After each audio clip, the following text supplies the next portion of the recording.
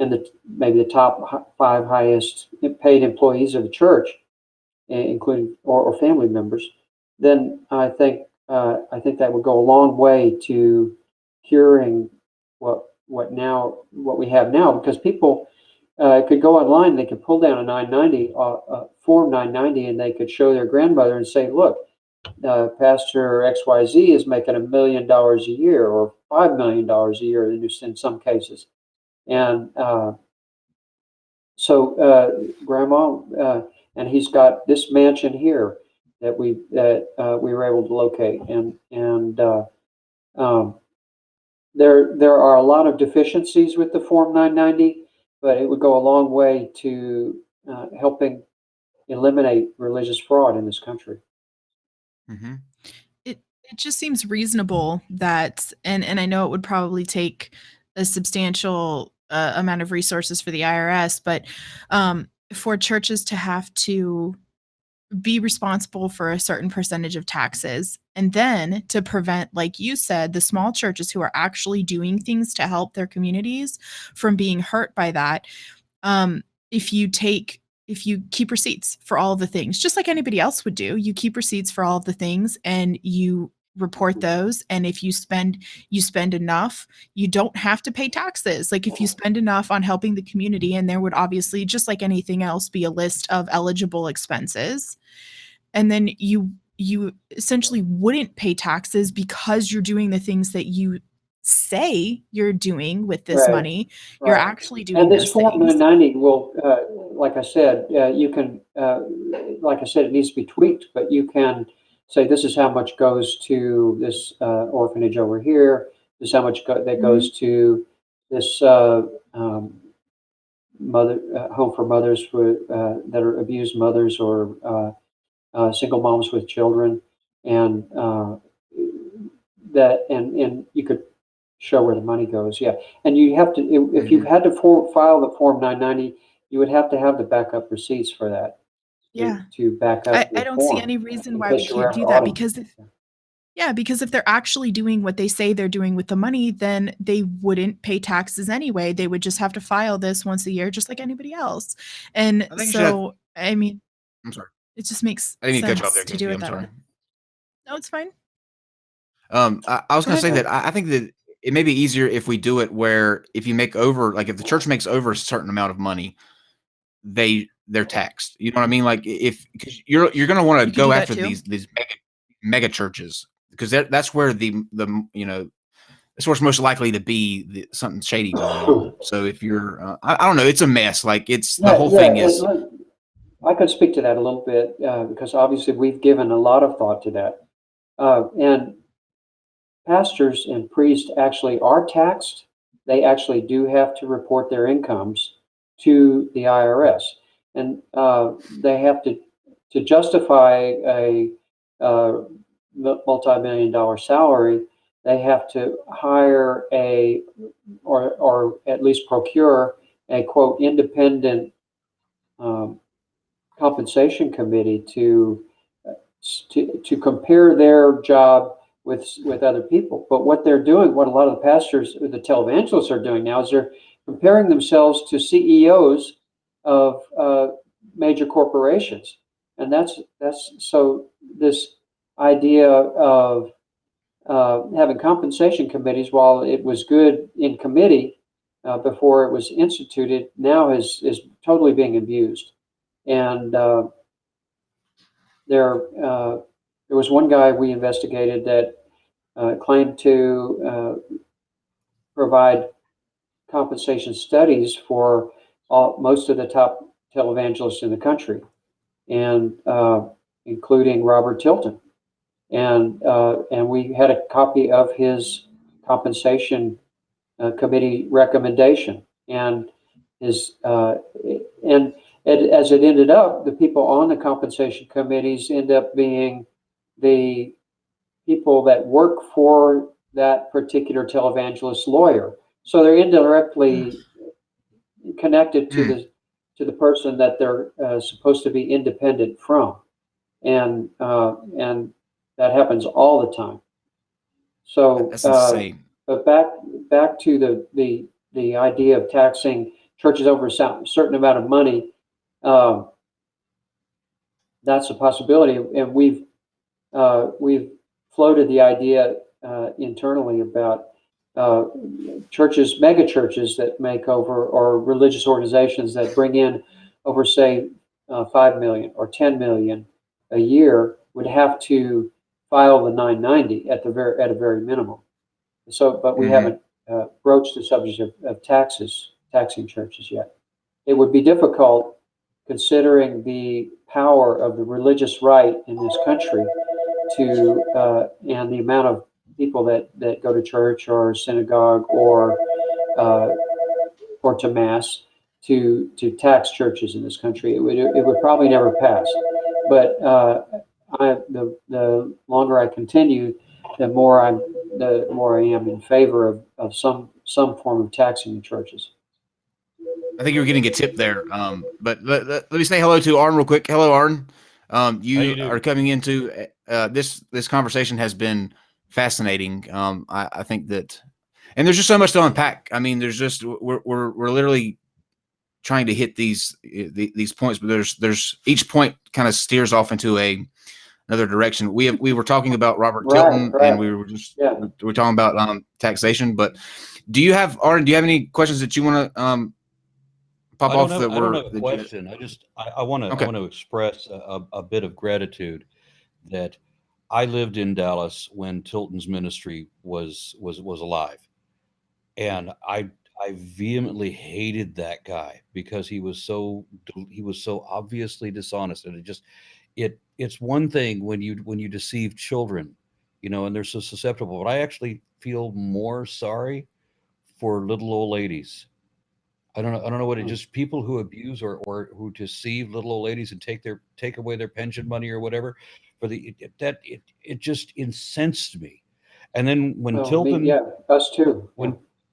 When Tilton was brought up on charges in Austin, I mean, I was delighted with this because I'm like, oh, how's this going to play out? So I mean, he was drugged down to Austin to stand trial for his misappropriation of funds or what have you. And he had 2 school bus loads of his followers that showed down there to support him as an audience in church. And then they were all very surprised and confused when he produced documents that he had become the first for-profit church overnight in order to avoid prosecution. How does his own fans react to that? Yeah, so bizarre. That and a lot of people think, okay, well, Tilton was brought down. He was never. He avoided prosecution. Exactly how he reinvented the organization as a corporation, as a corporate entity, and actually it was invented as a nonprofit, but it still didn't prevent that organization from providing mansions for Tilton and a multi-million-dollar salary. So, who knows where a lot of that money went? I do. We've got so many stories. We believe it went offshore, other than that. He's back on TV, right?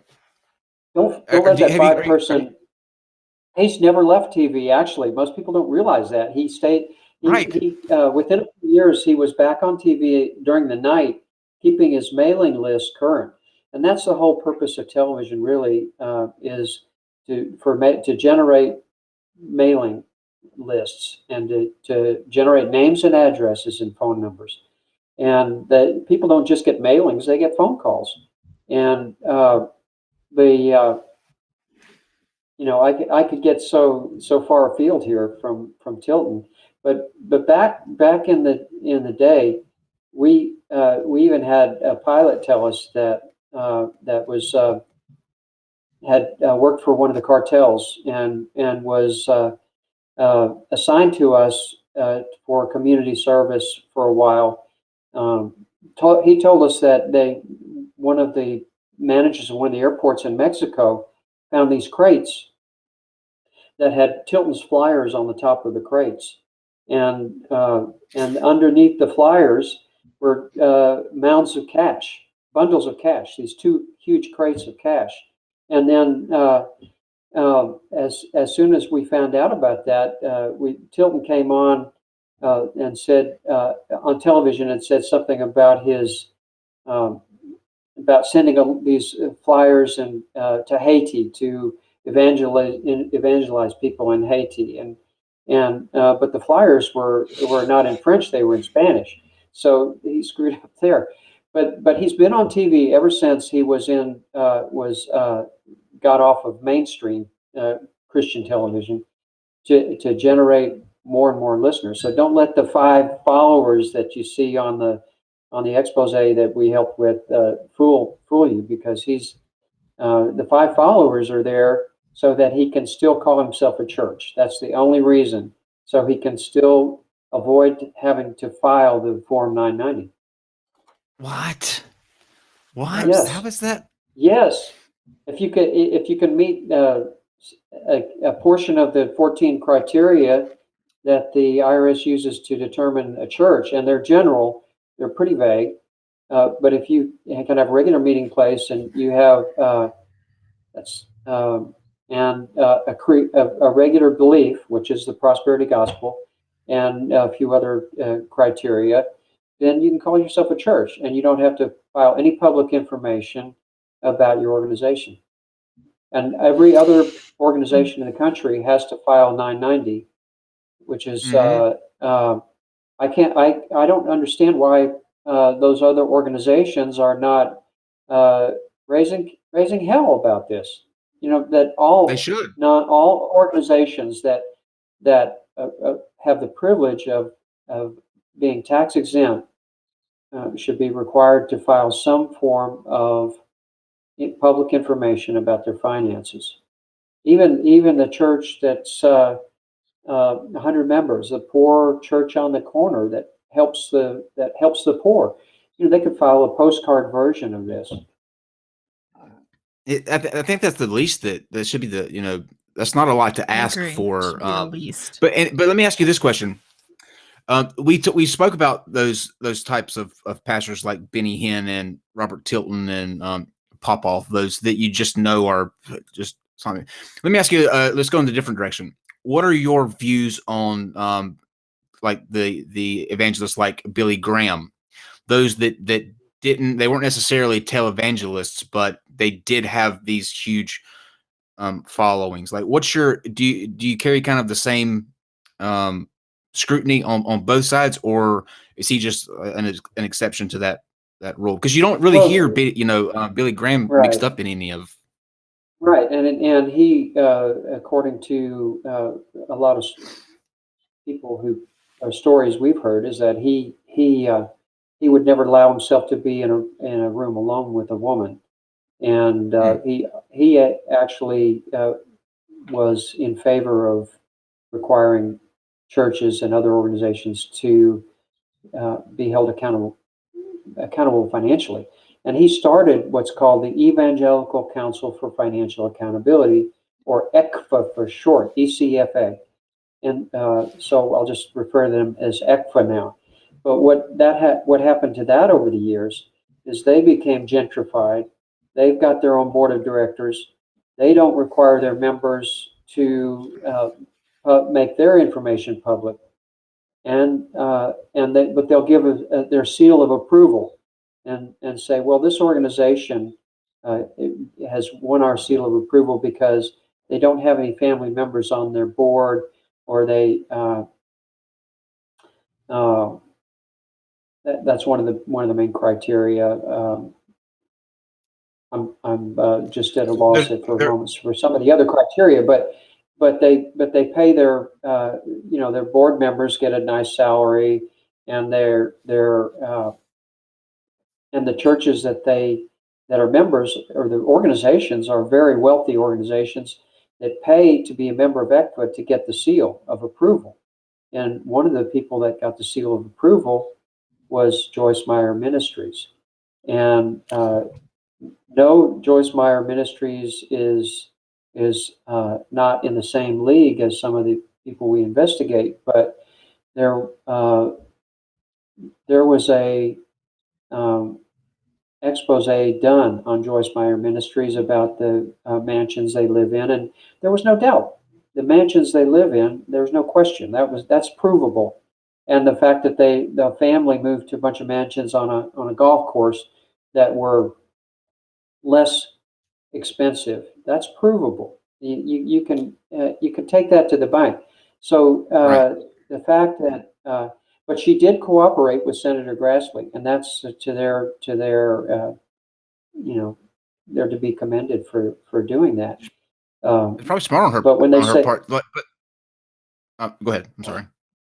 No, I was just it made me think of Benny Hinn for a minute. Going to Benny Hinn, they said that Benny Hinn cooperated with Senate Finance Committee, and I don't know how they snookered Senator Grassley and Senator Baucus on the committee, but they, I mean, there's so much. He's the one. There's so many.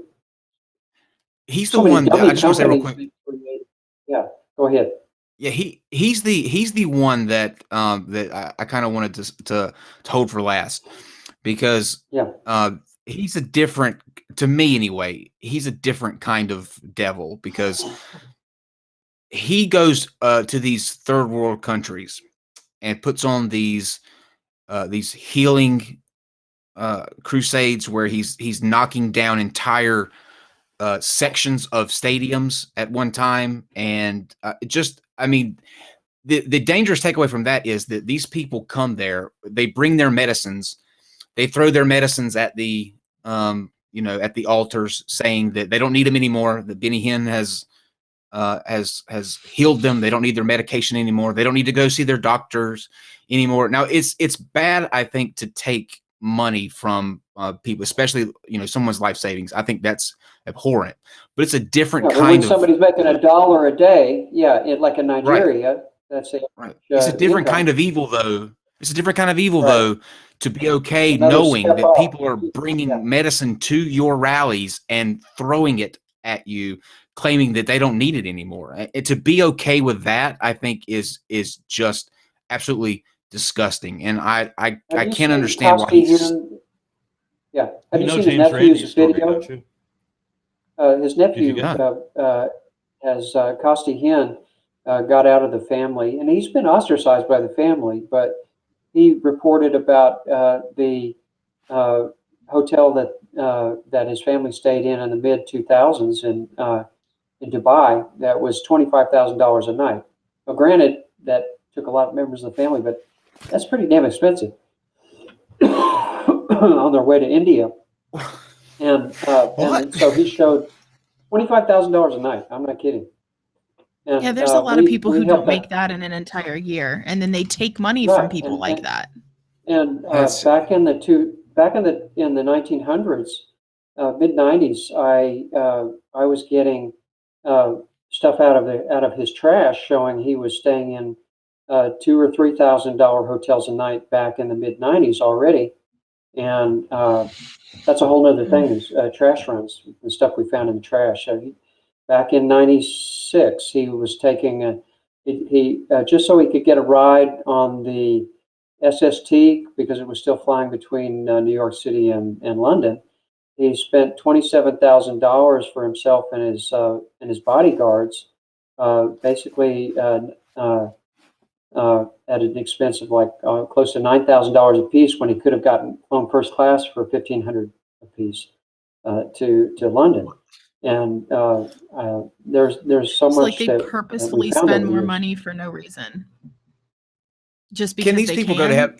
Well, because can these people go to heaven? It's a thrill to ride on the SST. He can say he did it now because it's not flying anymore. Yeah.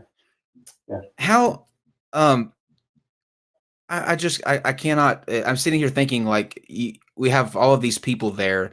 The reason that he's rich is because his main demographic are people that are suffering, people that have ailments, people that, because he's a healer. That's what they go for. They go to be touched and to fall over and that sort of thing. So these people need things. Help with medication will probably go a long way. And that $25,000 that he's spending per night in a hotel room, how many years would that buy in someone's health care? And you're at a hotel? Yeah. Like, how much food could that buy for Haitian orphan? Like, how much could you do for all of the money that you're wasting?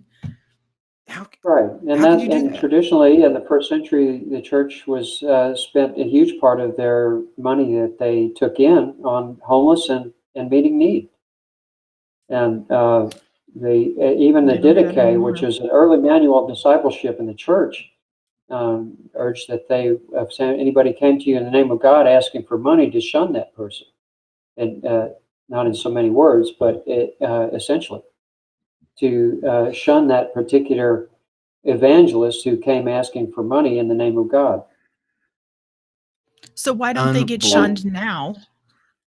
The thing about televangelism is it's a kind of a survival of the fittest. The evangelists, the most crooked evangelists, the ones that can generate the most money online or on television or by whatever means, are the ones that rise to the top and get to the forefront because they can pay the expensive broadcasting costs of television or radio, whatever. I just told this story on another podcast earlier today, but I want to bring it up again, and I apologize if you guys have already mentioned this. But here in Dallas again, we have Kenneth and Gloria Copeland. And some years ago, when I started doing my activism, it was this woman in Louisiana who both, the best and worst happened to her once. She won the lottery. And so she was instantly rich, but she was also diagnosed with terminal cancer. So she made donation after donation of ridiculous amounts to the Copelands until she had finally financed their $20 million Cessna Citation jet. So she gave them $20 million. And wow. This is somebody you knew personally? No. This was in the news. This was a news story that I caught, and I reflected on my channel. So the Copelands used that jet, made promises, they're only using it for God's purposes or whatever. But what in fact they did was, go to things that they weren't supposed to be going to, and even with their organization's funds, that they're like taking ski trips or to go big game hunting or things of that nature. Yeah, and we were the ones that exposed that. This one, we were the ones that. What? We were the ones go ahead. that found the photo. Yeah, go ahead. But no, Pete, for you. Yeah. Now, explain what you found. Yeah, well, we went online in mid 2000s and found the photos of Kenneth Copeland and John Copeland by the big game that they had shot, but where they shot it was at a big game ranch of another televangelist, an exotic game ranch. High fence game ranch. You just sit at a watering hole and you pick off the different animals that are thirsty. It's not like it's not like big game hunting when people actually went out into Africa and risked their lives at least. I'm not big game big game hunter. Yeah, I'm not in favor of that, obviously. But now that we're losing all of our biodiversity around the world, but you really can't call that hunting. And they use the jet to fly to their resort in Steamboat Springs, which I mentioned earlier, and they're still doing that. They're still flying their jets to Hayden, Colorado, which is the airport that services Steamboat Springs. And regularly, and they have a resort home there. So yeah, that the Copelands, we definitely have been following them over the years, and we were the ones that helped expose and found their trips to their ski trips and things like that. Their trips to Colorado and the big game trips, and we do still do that actually. Yeah, we've got probably records of over 100 trips. I want to say closer to 200 to their resort home, and I believe a lot of the trips were within a week of each other. So I believe they're probably dropping somebody off up there and then flying back to, so they don't have to pay the hangar fees in Hayden, Colorado, and then flying back again a week later to pick somebody up. But go ahead who with knows? Who knows? What you were saying, Aaron, about the Copelands? No, well, just that this woman gave them $20 million so that they would faith heal her cancer away. And of course, they took money, bought the plane, but there was no concern. Yeah, and I can talk about that for a second. I think you're talking about, you caught this article about Christy Beach, because her mother, Ann Parker, donated tens of thousands of dollars over a period of years. She would stuff hundreds in envelopes while she was slowly dying of breast cancer. And she died a horrible death, no question. And no question that she helped finance part of that jet. And no question that they were a poor family and they could ill afford to lose those tens of thousands. And what they think the husband, her widower, believes it was over 100,000 over the years. And Christy, who's now died herself, and that's another sad story. But she believed her mother had spent upwards of $200,000 to the Copeland ministry. But I haven't heard the story or seen the story in the news of 20 million. But the jet was 20 million, and I have little doubt The story that I saw, the woman, the daughter, was when every time they put a number on it, she said, "No, you got to go on up. It's higher and higher." No, there's question. There's no question. It was the daughter who said that she was spending she was donating tens of thousands and all these different donations, and that it was the daughter who said that her mother had bought that plane. That's crazy. Yeah. That's crazy. We were following it as he was raising money for it. He actually had a team of people raising money for that jet. It was called the Elite CX team, and he created another team, and they've got this video that they circulate among themselves that mission accomplished. So that was mission 1 of the CX team. Mission 2 was a multi-million-dollar production truck. Mission number 3, which is now completed, was originally supposed to be their Cessna Citation jet 10 jet number 2 to accompany the other jet, but now instead it turned out to be a Gulfstream 4, which is not shabby. And Gulfstreams are much more expensive, but they bought a used Gulfstream that used to be owned by Tyler Perry.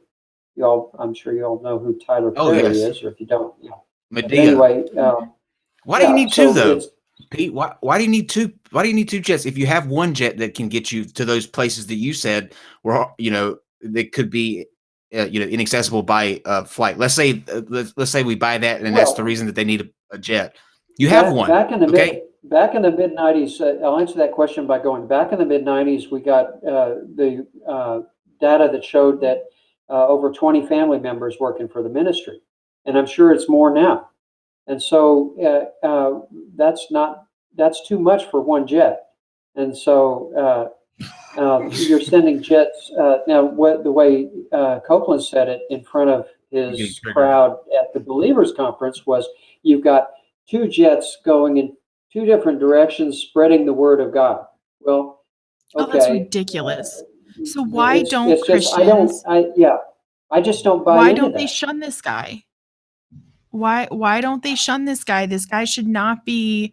I get. Well, more ministers are speaking out, but it surprises me that ministers all over the country aren't speaking out. It's just they're crazy. too invested. Yeah. They're too invested. The people are too invested now. But it's kind of like this. Once you sink your life savings into someone or a figurehead, you kind of, even if you're able to see that they're not all that they say they are, for some reason, people have it in them that they need to. all my money's there. You know, I've got to ride it out to the end. I've got to make sure that he is who he says he is. So they create this whole, you know, false hope that maybe he'll turn it around, or maybe I'm not seeing, you know, what I think that I see, but all my money's there. You know, all my life savings are with that guy. Or in your, and I'm sure that goes for a lot of his supporters.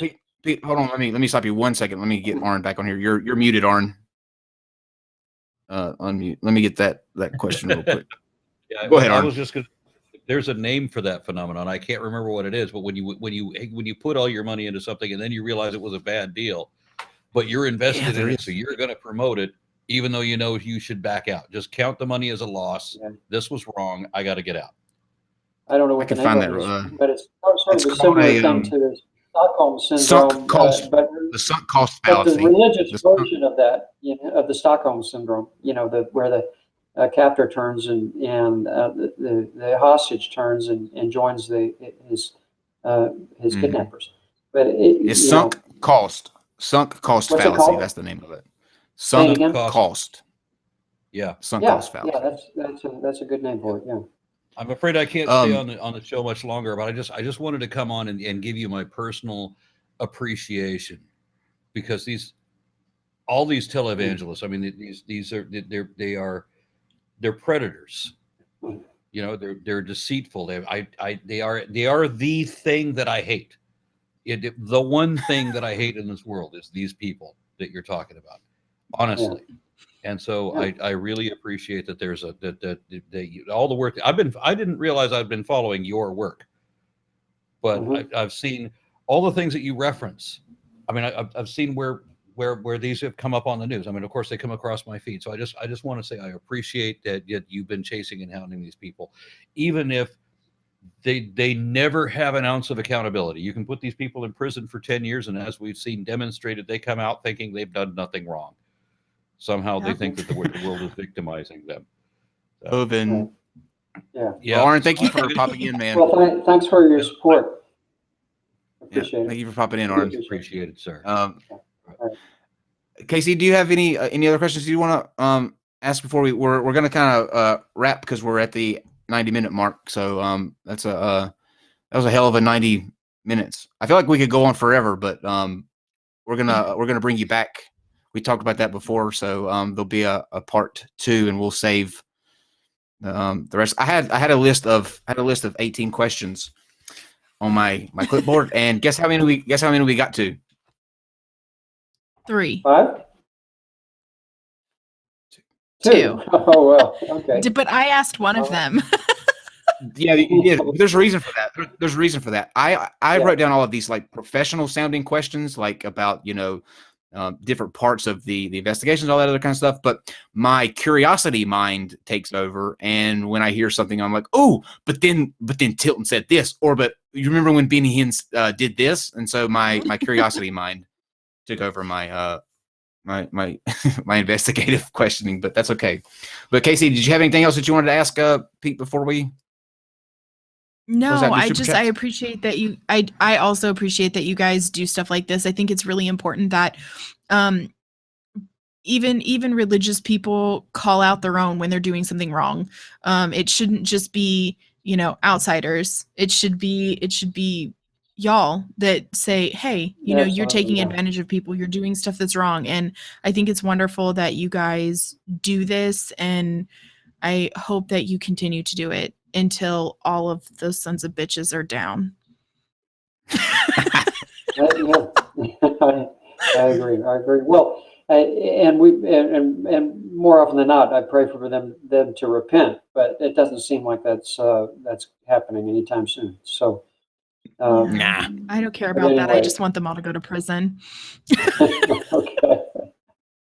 Let me pull up the super chats. We have a couple questions that people send in from the audience. The first one is, have you ever had, or do you plan to have Peter Popoff in your sites? We've helped Inside Edition do 2 exposés of Peter Popoff before, and so yes, we have him in our sites. And he actually did file 990s that we talked about for a while, and then he recreated his organization as a church in 2005. But yeah, short answer, yes. Peter Popoff is in our sites. Yeah, He's and has been for a while. interesting thing about him. He's now doing.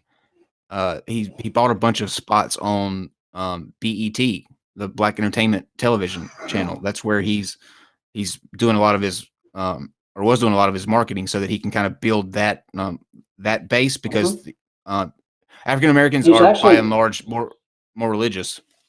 He's actually been on BET for a long time in the middle of the night, and that's how he keeps his. Because that's when people are really desperate. In the middle of the night, they wake up, they're lonely, they flip the channels, and they see somebody saying, "Okay, give to God, take my miracle water," and you're sleepy, and you go, "Oh shit, I don't know if I believe this, but I'm going to send in a few bucks anyway." And that's how I keep. It's the mailing list is a stream. It's not a lake, a pool. It's a flowing stream, and people that turn on that are lonely in the middle of the night. That's Popoff, and he's been doing it for. He never really went away. Decades. Yeah. There's a. I want to say this too, guys. You guys watching this, I don't know if you realize this or not, but you've all at some point or another probably have seen the work that the Trinity Foundation does. And in just a second, after I read this last super chat, I'm going to have Pete give the details on how, if you want to and can, you can support the work that they do. The link will be in the description as well, so that you can and I encourage you to do so, because what they do is actual work that keeps predators like these guys from harming other people and from taking their money or stopping them from taking medication, and they need that support. So this is probably the only time you will hear me advocate for donating to a religious organization, but in this case it is vital, because of the work they do is really good work. And you've seen them. I know the Robert Tilton stuff, the Benny Hinn stuff, but an interesting tidbit: if any of you guys watch John Oliver, he was telling me before we went on that piece that John Oliver did with Tilton, that the back and forth thing, and what else was it that you helped? Yeah, it's now John approaching Oliver 20 million views. We helped them with the concept of the program, and help provide video and contacts for the program. Their researcher came and spent 3 days at in our guest house, and he paid for it. It wasn't for free, but we were disappointed that they didn't give us any credit for helping with that show. We educated them as far as the laws that the IRS uses for churches, and at least that we educated their researcher, and he went back. He took that back, and yeah. All right. Yeah, Cool. I'm surprised they didn't give any kind of. Yeah, I'm surprised they didn't give any kind of credit for helping the show. Yeah. John Oliver, what are you doing, man? Get it together. Yeah. What the hell, John Oliver? I know you're watching. Yeah. Andrew says, I don't think humans are rational by default. We can learn to be rational, but emotions and instinct come first. We need to teach each other skepticism. I agree, and I think that that Pete would agree with that as well. So tell people where they can go to support you guys, and how they can help. Sure. Our website is at www.trinityf, as in Frank, I as in ice.org, trinityfi.org.